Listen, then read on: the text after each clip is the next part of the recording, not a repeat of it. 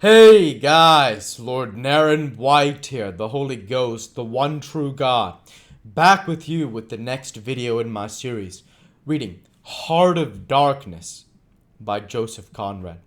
Without further ado, returning to Heart of Darkness as read by Lord Naren White. I glanced over my shoulder, and the pilot house was yet full of noise and smoke when I made a dash at the wheel. The fool black had dropped everything to throw the shutter open and let off that Martini Henry. He stood before the wide opening glaring, and I yelled at him to come back while I straightened the sudden twist of that steamboat. There was no room to turn even if I had wanted to. The snag was somewhere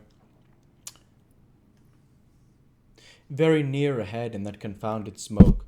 There was no time to lose, so I just crowded her into the bank, right into the bank where I knew the water was deep.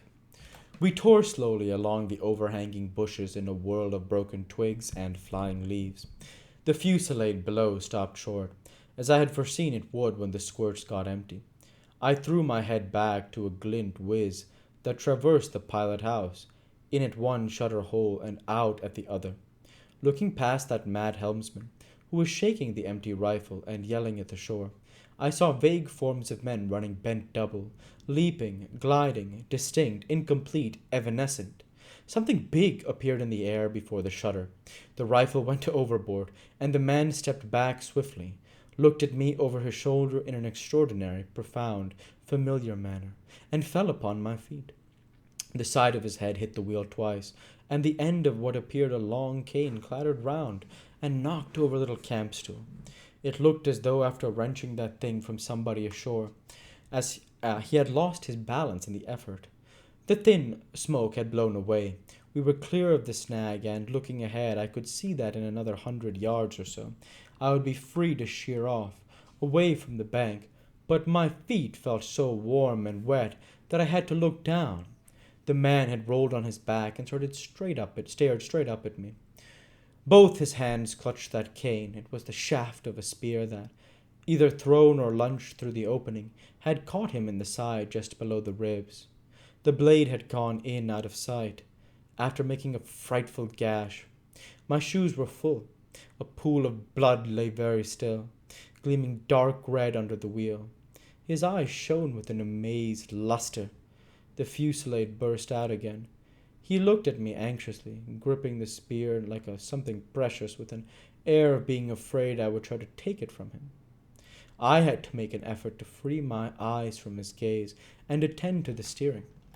With one hand I felt above my head for the line of steam whistle, and jerked out screech after screech hurriedly. The tumult of angry and warlike yells was checked instantly, and then from the depths of the woods went out such a tremulous and prolonged wail of mournful fear and utter despair as may be imagined to follow the flight of the last hope from the earth. There was a great commotion in the bush. The shower of arrows stopped. A few dropping shots rang out sharply. Then silence, in which the languid beat of the stern wheel came plainly to my ears. I put the helm hard a starboard at the moment when the pilgrim in pink pajamas, very hot and agitated, appeared in the doorway. "The manager sends me," he began in an official tone, and stopped short. "Good God!" he said, glaring at the wounded man. We two whites stood over him, and his lustrous and inquiring glance enveloped us both. I declare it looked as though he would presently put us to some question in an understandable language, but he died without uttering a sound, without moving a limb, without twitching a muscle, only in the very last moment, as though in response to some sign we could not see, to some whisper we could not hear. He frowned heavily, and that frown gave to his black death mask an inconceivable somber, brooding, and menacing expression. The luster of inquiring glance faded swiftly into vacant glassiness. "Can you steer?" I asked the agent eagerly.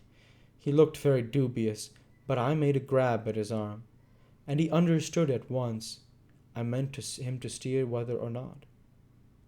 To tell you the truth, I was morbidly anxious to change my shoes and socks. "He is dead," murmured the fellow, immensely impressed. "No doubt about it," said I. tugging it like the mad at the shoelaces. And by the way, I suppose Mr. Kurtz is dead as well by this time. For the moment, that was the dominant thought. There was a sense of extreme disappointment, as though I had found out I had been striving after something altogether without a substance. I couldn't have been more disgusted if I had traveled all this way for the sole purpose of talking with Mr. Kurtz.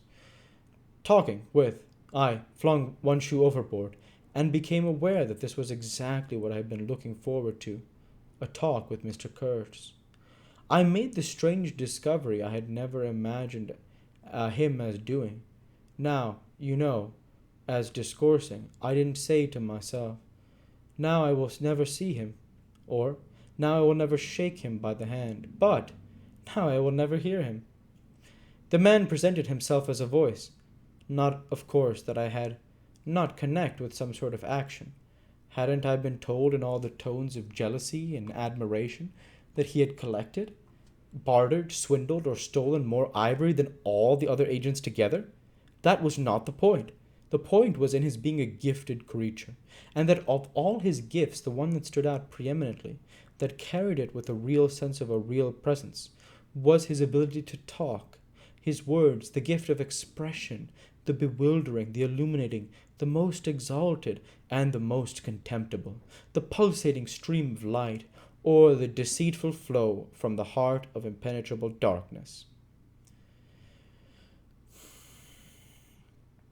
The other shoe went flying unto the devil god of that river. I thought, by Jove, it's all over. We are too late. He has vanished.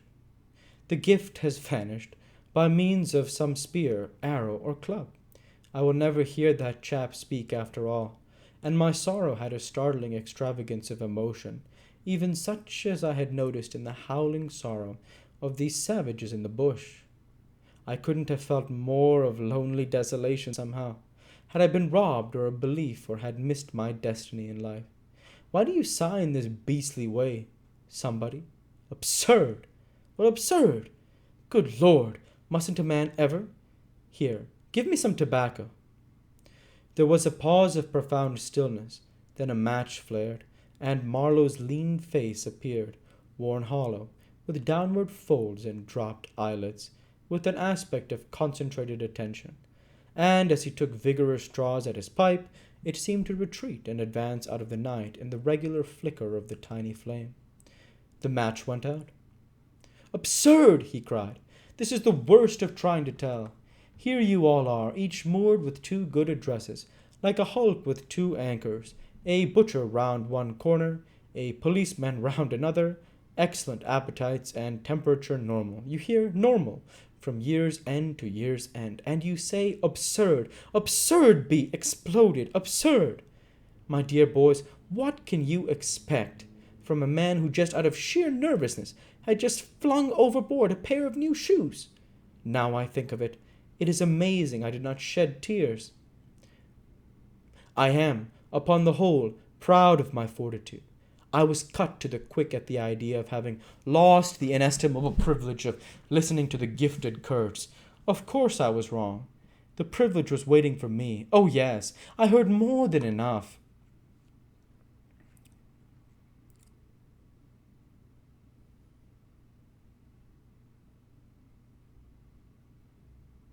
And I was right, too. A voice. He was very little more than a voice, and I heard him. This voice, other voices, all of them were so little more than voices, and the memory of that time itself lingers around me, impalpable like a dying vibration of one immense jabber. Silly, atrocious, sordid, savage, or simply mean, without any kind of sense. Voices, voices, even the girl herself now. He was silent for a long time. And we'll go ahead and stop there for this week. As usual, I want to say thank you for watching, and I hope you enjoyed. Please like, comment, and subscribe, as it greatly helps the channel. Light be with you all. Take care, and thanks again.